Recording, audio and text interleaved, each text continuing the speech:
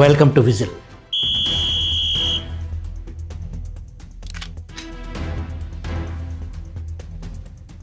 తెలంగాణ దిశ కేసులో 4 నిందితులను కేసీఆర్ ప్రభుత్వం ఎన్కౌంటర్ చేసినప్పుడు నాటి ఏపీ ముఖ్యమంత్రి వైఎస్ జగన్మోహన్ రెడ్డి సాక్షాత్తు అసెంబ్లీలో కనీస వెరపు లేకుండా బరి తెగించి బాధ్యత మరచి తెలంగాణ పోలీసులను అభినందించారు.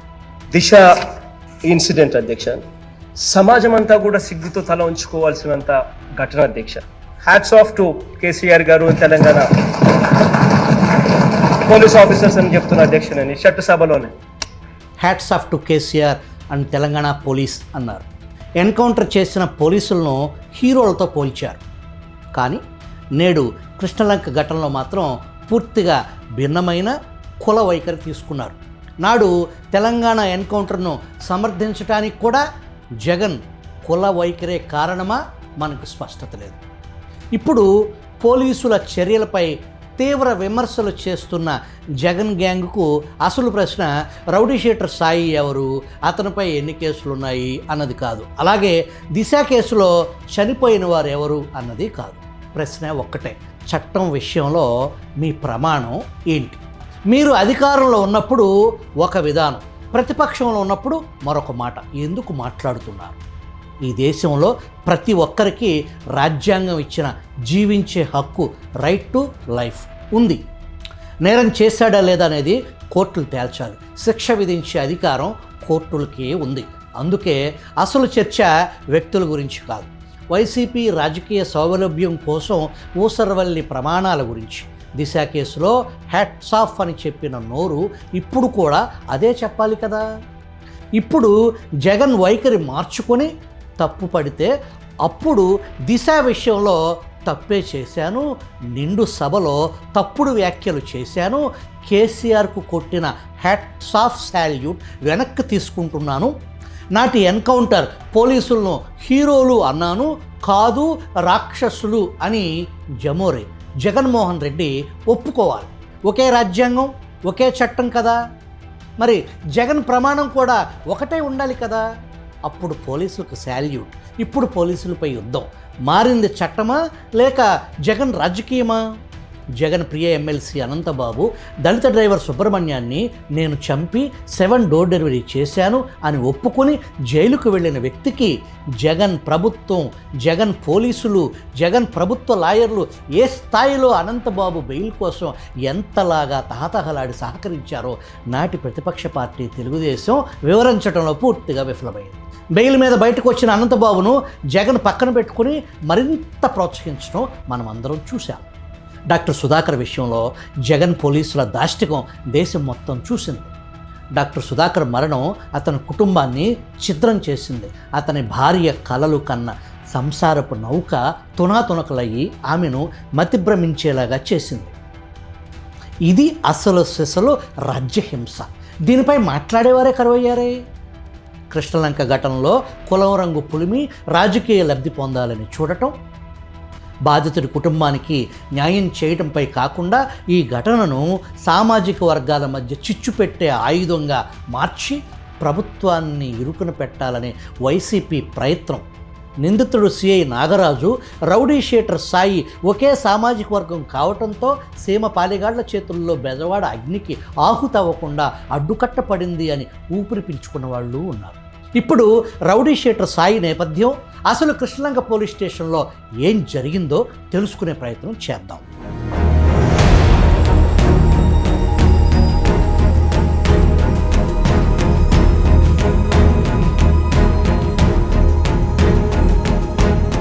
గాదే సాయి కృష్ణ ఎలియాస్ పిల్లసాయి తీవ్ర నేర చరిత్ర ఉన్న ఒక రౌడీ షీటర్. ఇతని ఆగడాలకు అతని కుటుంబ సభ్యులు, మేనమామలు అతనికి దూరంగా ఉంటూ వస్తున్నారు. కొడుకు ఎలాంటి వాడైనా కన్న పేగుబంధం, తల్లి ప్రేమ కొనసాగుతూనే ఉంది. నవీన్ రెడ్డి హత్య కేసులో ప్రధాన నిందితుడు రౌడీ షీటర్ పిల్లసాయి అని జగ్గయ్యపేట పోలీసులు నిర్ధారించారు. జగ్గయ్యపేట పోలీసులు పిల్లసాయిని అదుపులోకి తీసుకున్నారు. అక్కడి పోలీసులు సాయిని అరే అని సంబోధిస్తే పోలీసులను బెదిరిస్తూ మీ పెళ్ళాం పిల్లలు బయట తిరుగుతారు కదా జాగ్రత్త అని బెదిరిస్తే జగ్గైపేట పోలీసులు షాకు గురయ్యారంట. విజయవాడ నుంచి జగ్గైపేట వరకు ఒకటే పోలీస్ పరిధి, మొత్తం విజయవాడ కమిషనరేట్ పరిధిని కవర్ చేస్తూ ఒక విభాగం టాస్క్ ఫోర్స్ అని ఒకటి పనిచేస్తుంది. ఈ విభాగాన్నే గతంలో యాంటీ గోండా స్క్వాడ్ AGS అని పిలిచేవారు. పిల్లసాయిని టాస్క్ ఫోర్స్ విభాగం అదుపులోకి తీసుకుని పూర్వాపరాలు విచారించి కృష్ణలంక పోలీస్ స్టేషన్కు అప్పగించారు. మీరు పత్రికల్లో చూసే ఉంటారు, టాస్క్ ఫోర్స్ ACP లతాకుమారి ఈ కేసులో విచారణ నిమిత్తం కృష్ణలంక పోలీస్ స్టేషన్కు హాజరయ్యారు అని. కృష్ణలంక పోలీస్ స్టేషన్కు పిల్లసాయిని అప్పచెప్పినప్పుడు కూడా సాయి వైఖరిలో ఎటువంటి మార్పు లేదు. మీరు మీ కుటుంబ సభ్యులు ఒంటరిగా బయట తిరగరా, నేను బయటికి వెళ్ళిన తర్వాత అని కృష్ణలంక పోలీసులను బెదిరించడం మొదలుపెట్టాడు. సాయిలో మానసికంగా అంత డిజార్డర్ రావడానికి బలమైన ఒక కారణం ఉంది. మైనర్గా ఉండగానే నేరాలకు పాల్పడే వ్యక్తిత్వం ఉన్న సాయి గంజాయి సేవించటం, చెడు తిరుగుళ్ళు కారణంగా ఎయిడ్స్ వ్యాధి సోకిందని, అది అతని మానసిక ప్రవర్తనని ఎక్స్ట్రీమ్ లెవెల్స్కు తీసుకువెళ్ళిందని పేరు చెప్పడానికి ఇష్టపడని విజిల్ దృష్టికి తీసుకొచ్చారు.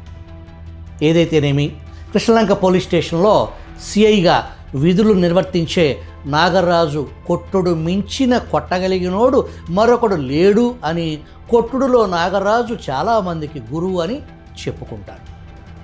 గతంలో ఎస్ఐగా తన తొలి పోస్టింగ్ విజయవాడ యాంటీ గోండా స్క్వాడ్లో పనిచేయటం, కరడుగట్టిన నేరస్తులను డీల్ చేయటంలో సిఐ నాగరాజు రాడ్డు తేలిపోయాడు. సిఐ నాగరాజు చేతికి చిక్కితే అంతే సంగతులు అనే ప్రచారం పొగడ్తల మత్తు తలకెక్కింది. బ్రిటిష్ జమానా స్వతంత్ర అనంతరం ఉమ్మడి ఆంధ్రప్రదేశ్లో సీమ పాలెగాళ్ల అనాగరిక రాజ్యంలో పోలీసు రాజ్యహింసకు వ్యతిరేకంగా పుట్టిందే నక్సల్బరీ ఉద్యమం. కానీ ప్రస్తుత నాగరిక సమాజం పౌర హక్కులు, ఎలక్ట్రానిక్ మీడియా, సోషల్ మీడియా యాక్టివ్గా ఉన్న కాలంలో సిఐ నాగరాజు లాంటి పోలీసుల దూకుడు సమాజాన్ని మళ్ళీ బ్రిటిష్ కాలం నాటి పరిస్థితులకు తీసుకెళ్లే పరిస్థితి వచ్చింది. ఒంటి మీద యూనిఫామ్ ఉంటే అది గూండాగిరికి, హక్కులను కాలరాయటానికి ఇచ్చిన లైసెన్స్ కాదు. పోలీస్ యూనిఫామ్ రాజ్యాంగం కల్పించిన హక్కులను కాపాడటానికి రక్షకులుగా వ్యవహరించాలి కానీ భక్షకులుగా కాదు. తొలుత కానిస్టేబుల్, ఆ తర్వాత విజయవాడలో ఎస్ఐ, సిఐగా పనిచేసిన ఒక అధికారి వద్దకు ఒక వ్యక్తి పని మీద వెళ్ళాడు. ఆ వ్యక్తి ముందు అకారణంగా సెల్లో ఉన్న ఒక వ్యక్తిని గొడ్డును బాదినట్టు బాదితే ఆ వైలెన్స్కు భయపడిన వ్యక్తి తన పని కోసం కేవలం 50,000 ఇద్దాం అనుకుని ఈ కొట్టుడు చూసిన తర్వాత 1,00,000 నాకు తెలియకుండానే ఇచ్చేశాను అని ఆ వ్యక్తి బయట చెప్పటం విశేషం. అదే అధికారి వైసీపీ పాలనలో ఒక న్యాయవాదిని కిడ్నాప్ చేసిన కేసులో డిఎస్పి పల్లంరాజు నేరస్తుడు. హైకోర్టు బెయిల్ నిరాకరించింది. ఆ డిఎస్పి నేటికి పరారీలోనే ఉన్నాడు. బెజవాడ పోలీసులకు డిఎస్పి పల్లంరాజు ఆచూకీ తెలియదంట, నమ్మండి ప్లీజ్. విజయవాడలో పనిచేస్తున్న ఒక ఏసీపీ పదవీ విరమణ తరువాత తాను పోగేసిన బస్తాల కొద్దీ డబ్బు సంచులతో అసెంబ్లీలో అధ్యక్ష అని అనాలని కోరికంట. సరే, అసెంబ్లీలోకి వెళ్దాం. పిల్లసాయి మీద కస్టోడియల్ టార్చర్ జరిగిందని, పోలీస్ స్టేషన్లోనే సాయి చనిపోవటానికి సిఐ టీంలో కీలకంగా వ్యవహరించే ఒక కానిస్టేబుల్, ఎస్ఐలకు డ్యూటీలు కూడా వేసే స్థాయి ఆ కానిస్టేబుల్ది కావటం విశేషం. స్టేషన్కు వచ్చే మహిళలతో అత్యంత అసభ్యంగా ఈ కానిస్టేబుల్స్ మాట్లాడటం అక్కడ సర్వసాధారణమని, వీరితో పాటు కృష్ణలంక స్టేషన్ బ్రోకర్గా వ్యవహరించే అత్యంత కీలకమైన వ్యక్తి ప్రస్తుతం పరారీలో ఉన్నాడు. ఇతని సలహాలు సూచనల మేరకే అనాథ శవం ఖాతాలో సాయి అంత్యక్రియలు ముగిసిపోయాయనే చర్చ బెజవాడలో దావాలంగా వ్యాపించింది. సాయి తల్లి విజయలక్ష్మి పలుమార్లు కృష్ణలంక పోలీస్ స్టేషన్ మెట్లెక్కింది. సరైన సమాధానం రాకపోగా అవమానానికి ఆమె గురయ్యారు. సిఐ నాగరాజు అంటే పడని వర్గంలో ఒక కానిస్టేబుల్ విజయలక్ష్మికి నీ కొడుకు లేడు, చనిపోయాడు అని చెవిన వేశాడు. ఆమె ప్రభుత్వ ఆసుపత్రులు, ప్రైవేట్ ఆసుపత్రులు, మార్చుల చుట్టూ ఒంటరిగా తిరగటం మొదలుపెట్టింది. కొద్ది రోజుల తర్వాత ఆవిడ పడే వేదన చూడలేక కుటుంబ సభ్యులు ఆమెకు అండగా రంగంలోకి దిగారు. పోలీస్ కమిషనర్ను కలిసి ఫిర్యాదు చేయటం, వెనువెంటనే హైకోర్టులో పిటిషన్ వేయటం, కేవలం సోషల్ మీడియా ద్వారా ఈ వార్త బయటకు రావటం విశేషం. ఈ గొడవ ప్రపంచానికి తెలిసేలోపు మరో rowdy sheeter Perubogu Kranti Kumar CI Nagaraju కొట్టుడు తట్టుకోలేక ఆత్మహత్య చేసుకుంటున్నట్టు సెల్ఫీ వీడియో తీసుకుని ఆత్మహత్య చేసుకున్నాడు. ఈ విషయాన్ని మూడో కంటికి తెలియకుండా సిఐ నాగరాజు పెద్ద మొత్తంలో సెటిల్ చేసుకున్నారని పిల్లసాయి విషయం బయటకు రావడంతో సిఐ నాగరాజు అంటే గిట్టని ఒక constable Kranthi Kumar selfie video బయటకు లీక్ చేశాడనే చర్చ నడుస్తుంది. పిల్లసాయి కుటుంబ సభ్యులను పరామర్శించి జగన్ బెంగళూరు వెళ్ళిపోయారు. మరి క్రాంతి కుమార్ తండ్రి వెంకటేశ్వరరావును పరామర్శించి ఆ సందర్భంగా జగన్ చేసే పెర్ఫార్మెన్స్ మనం అందరం చూసే ముందు తాను ముఖ్యమంత్రిగా ఉండగా తన నియోజకవర్గం పులివెందుల పోలీస్ స్టేషన్లో ఎస్ఐ గోపీనాథ్ రెడ్డి 2021 ఆగస్టు 8న బీసీ కులానికి చెందిన వల్లెప్పు అశోక్ కుమార్ను దొంగతనం కేసును ఒప్పుకోమని కొట్టి చంపేశాడని బీటెక్ రవి నాడు జగన్మోహన్ రెడ్డికి బహిరంగ లేఖ రాయటం జరిగింది. నో పరామర్శ, నో విచారణ, నో యాక్షన్. స్థానిక యువకుడు తెలుగుదేశం పార్టీ యాక్టివిస్టు అక్కులగారి విజయ్ కుమార్ రెడ్డి మానవ హక్కుల సంఘానికి జిల్లా ఎస్పీకి ఫిర్యాదు చేశాడు. ఎస్ఐ గోపీనాథ్ రెడ్డి ఏం చేశారో తెలుసా? విజయ్ కుమార్ రెడ్డిపై ఉన్న సోషల్ మీడియా అక్రమ కేసుల్లో అతని భార్యను ఇరికిచ్చి అరెస్టు చేస్తా అని బెదిరించి బలవంతంగా సంతకం పెట్టించాడని విజయ్ కుమార్ రెడ్డి విజిల్ దృష్టికి తీసుకొచ్చారు. సరే, అసలు విషయంలోకి వెళ్దాం. కూటమి ప్రభుత్వం అధికారంలో ఉంది. ఎక్కడ ఏం జరుగుతుందో క్షణాల్లో పసికట్టే థర్డ్ ఐ విశ్వసనీయ సొంత నెట్వర్క్ ప్రభుత్వానికి ఉందా లేదా? సుదీర్ఘ అనుభవం ఉన్న రాజకీయ పార్టీగా తెలుగుదేశం కొనసాగుతుంది. నెల రోజుల నుంచి ఈ ఇష్యూ నలుగుతుంటే ప్రభుత్వం తరపున, పార్టీ తరపున ఎందుకు రంగంలోకి దిగలేదు? శవం స్మెల్ వస్తే చాలు రాబందుల్లాగా ప్రత్యర్థులు వాలిపోతారు అని అధికార పార్టీ ఎందుకు గ్రహించలేకపోయింది? రాజకీయ ప్రత్యర్థులకు అవకాశం ఇవ్వకుండా ముందస్తు చర్యలు, బాధితుల పక్షం నిలబడకుండా రచ్చరచ్చ అయిన తరువాత స్థానిక ఎమ్మెల్యే గద్దె రామ్మోహన్ పరామర్శకు వెళ్ళారు. ఎమ్మెల్యే రామ్మోహన్ ముదురు స్వభావి. ఇటువంటి విషయాలకు ఆయన దూరంగానే ఉంటారు. జరగబోయే అల్లరి, జగన్ శవ రాజకీయాన్ని అంచనా వేయటంలో పార్టీ అధినాయకత్వం, ప్రభుత్వ యంత్రాంగం ఎందుకు వెనకబడింది? ప్రభుత్వాన్ని పటిష్టంగా నడుపుతున్నారా లేక దైవాధీనం సర్వీస్ మాదిరి మార్చివేశారా అనే అనుమానం తెలుగుదేశం పార్టీ కేడర్లోనే ఉత్పన్నమవుతుంది. ఇక్కడ మరో ప్రశ్న అధికార పక్షానికి వర్తిస్తుంది. ఒక అంశం వారాల తరబడి చర్చనీయాంశం అవుతున్నప్పుడు ప్రభుత్వం ఎందుకు ముందుగానే స్పందించలేదు? బాధిత కుటుంబం పోలీస్ స్టేషన్లు, ఆసుపత్రులు, కోర్టుల చుట్టూ తిరగాల్సిన పరిస్థితి ఎందుకు వచ్చింది?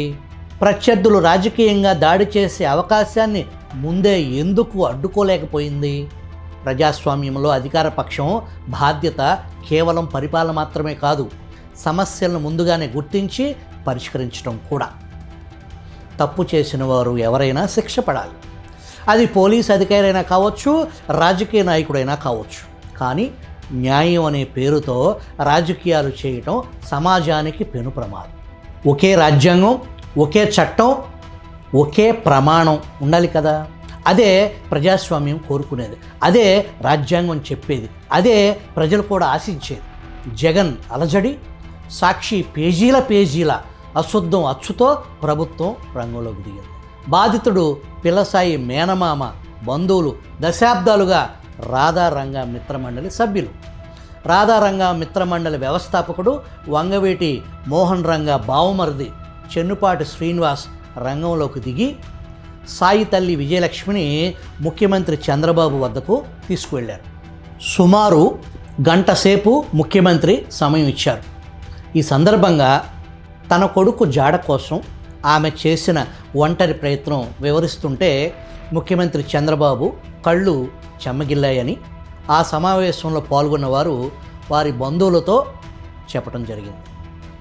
తప్పు చేసిన అధికారులకు శిక్ష పడాల్సిందే, కానీ సమస్యను హ్యాండిల్ చేసే విధానంలో అటు పార్టీ ఇటు ప్రభుత్వ పేలవ పనితీరు విచారకరం.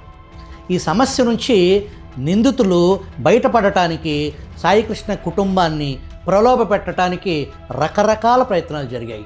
అవి ఏమీ ఫలించలేదు. కేవలం రాధారంగ మిత్రమండలి బంధం, విశ్వాసం, గౌరవం ప్రభుత్వ ప్రతిష్టను కాపాడింది.